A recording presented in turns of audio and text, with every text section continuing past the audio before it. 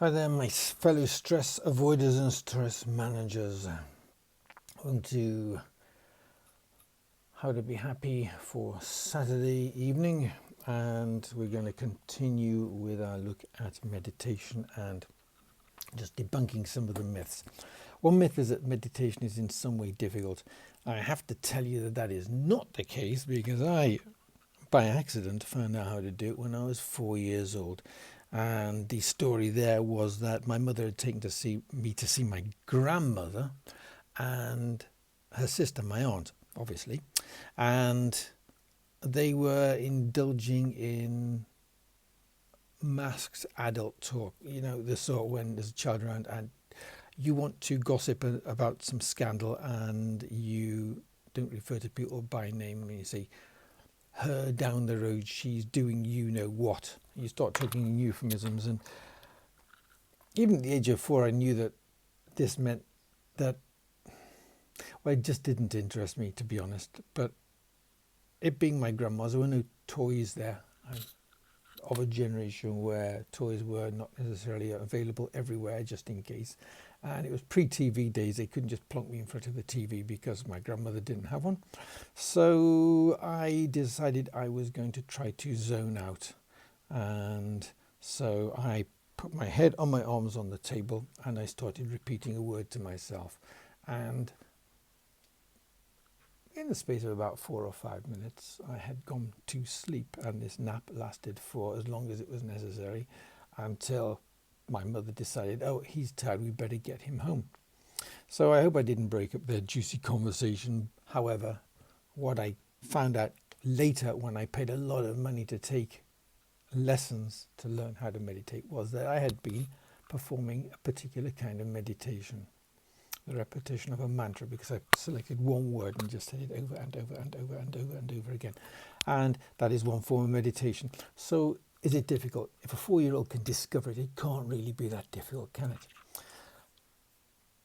We discussed yesterday whether it is prayer or not. No, it is not prayer, although the repetition of a particular type of prayer in certain conditions can lead to a state of meditation. And some people talk about meditations upon.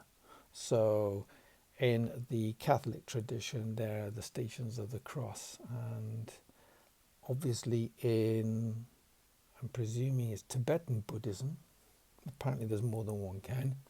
In Tibetan Buddhism, when they are chanting Om, which is apparently the original sound that created the world, apparently, they are also clearing their mind. So that is a form of meditation too. So another myth is that if you meditate, you will become spiritual, you will become religious. No, you won't.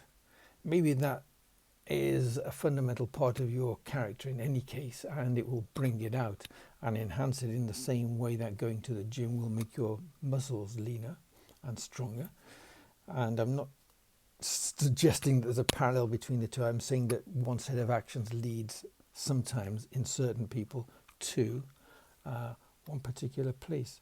But it also depends on the type of meditation that you do, because as I said yesterday, there are more than one kind. There are visual meditations, there are hearing meditations, spoken and sound meditations, and thinking meditations, and feeling kind of tactile meditations. And I've tried all of them, and to say that depends on the kind of person that you are. Do you mainly experience things through vision and through visual metaphors, and I see what you mean? Are you an oral person where you say things like I hear you,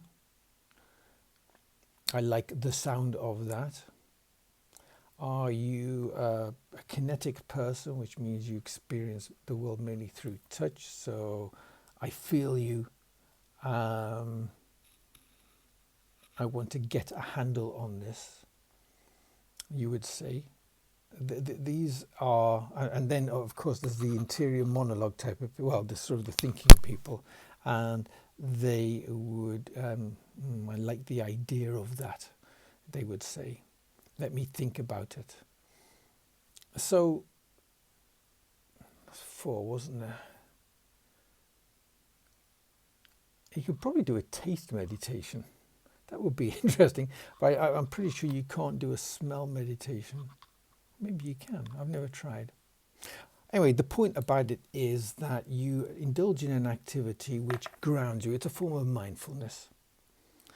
And you just become focused on one thing.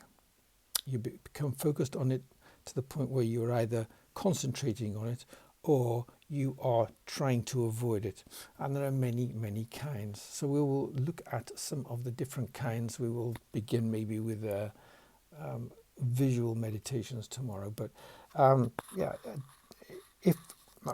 if you are put off by it, I hope that you are persevering with at least being open-minded and checking me out, because you really should consider this as a really massive weapon against stress. It is such an efficient weapon. It's a bit like an antibiotic.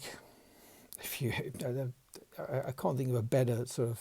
It's like medicine, something that the nearest thing to a magic bullet for at least controlling stress, getting it in order so that you can calm yourself down. The instant stuff, the breathing, just to get you relaxed, that's to gain you the equivalent of 5 seconds thinking space. But this will turn you from Tony Stark into Iron Man. I mean, that's a bit dramatic, but it's incredibly dramatic. But the point is that it will equip you so that you can start combating stress, doing something about the stress in your life, managing it.